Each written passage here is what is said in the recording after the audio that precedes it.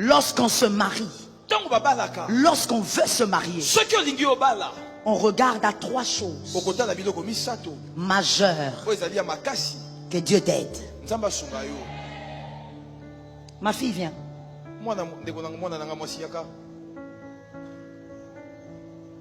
Regardez. Viens. Viens jusque là. Merci. Lorsque il y a une femme, je commence par les hommes, hein, parce que vous avez été créé en premier, c'est toujours vous qui créez des problèmes aux gens. Lorsque vous êtes un homme, il y a une femme que vous voyez.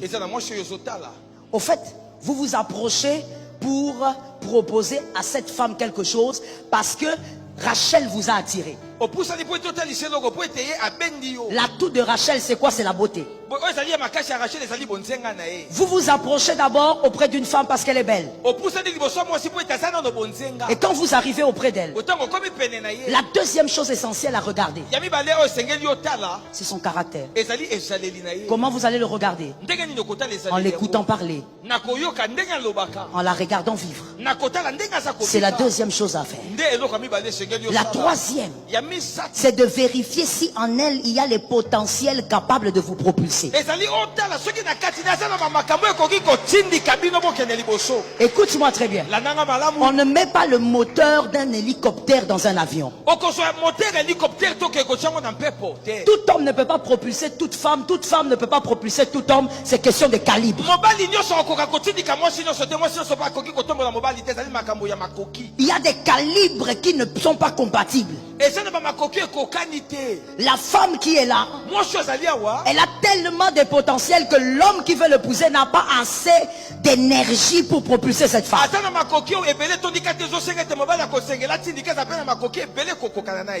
Ça peut être un homme intelligent, mais un homme complexé. C'est-à-dire que lui, face à cette femme qui a beaucoup de potentiel, il se sent déjà complexé. Quand une femme au potentiel extraordinaire épouse un homme complexé, elle a tué sa destinée. Répétez ça. Une femme qui a beaucoup de potentiel comme toi doit épouser un homme qui a assez d'estime pour lui-même.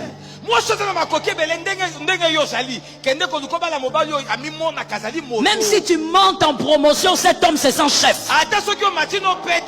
Même si tu montes en gloire, cet homme se sent chef. Même si tu montes en diplôme, l'homme se sent. C'est pas un homme là qui est complexé comme ça là. Façon. Quand il arrive tout près, je vais d'ailleurs dire quelque chose qui va peut-être choquer. C'est pas grave. On est habitué avec ça. Il y a des hommes qui disent attention avec la femme qui a un doctorat. Elle est médecin. Les hommes qui disent ça, ce sont les petits hommes. Aux petits esprits, aux petites pensées. Un homme au grand esprit, même si tu as 40 diplômes, lui il est ton chef et tout va bien.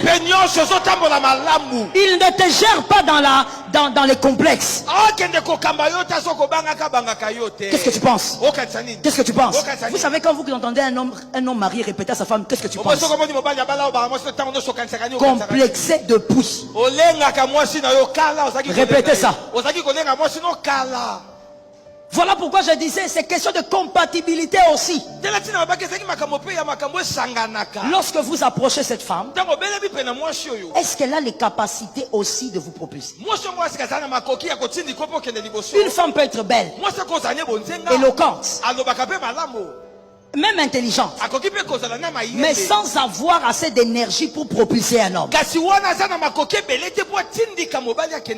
Vous devez vérifier, vous épousez qui, my God? C'est pour toute la vie. Si vous aurez 60 ans de mariage, c'est pour toute la vie. Si tu épouses Rachel, tu t'approches, que tu constates qu'elle est belle, mais en elle, il n'y a pas les capacités pour te propulser. Restez amis. Ça tombe sur toi, ma fille. Restez amis. Moi, je n'ai jamais compris un phénomène. Pourquoi les hommes pensent, surtout les hommes,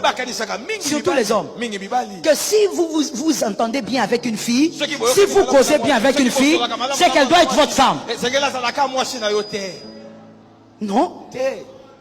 On peut bien causer avec une fille, aimer même sa compagnie.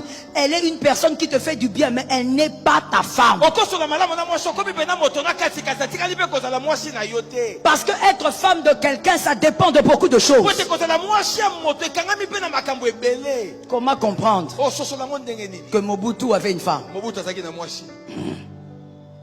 Oh God. Comment comprendre que Hitler avait une copine? Ça donne la chair de poule.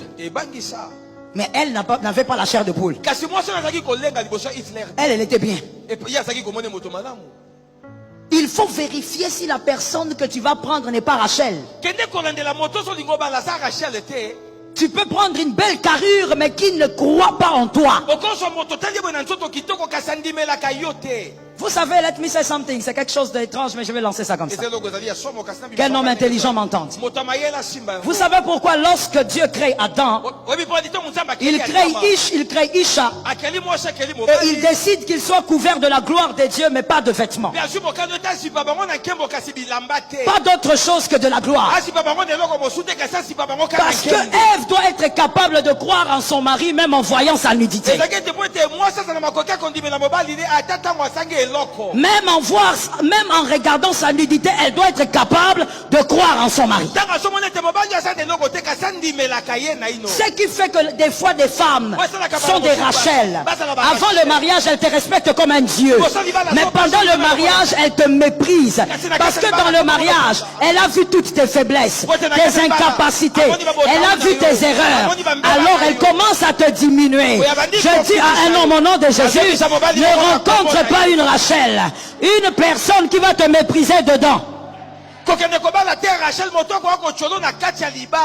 Rachel, elle va t'acclamer quand vous êtes fiancés. Rachel, elle sera là presque en train de t'adorer. Quand tu l'appelles, elle court. Elle te donne tous les noms du monde. Mon bébé, mon rat, ma souris, tout.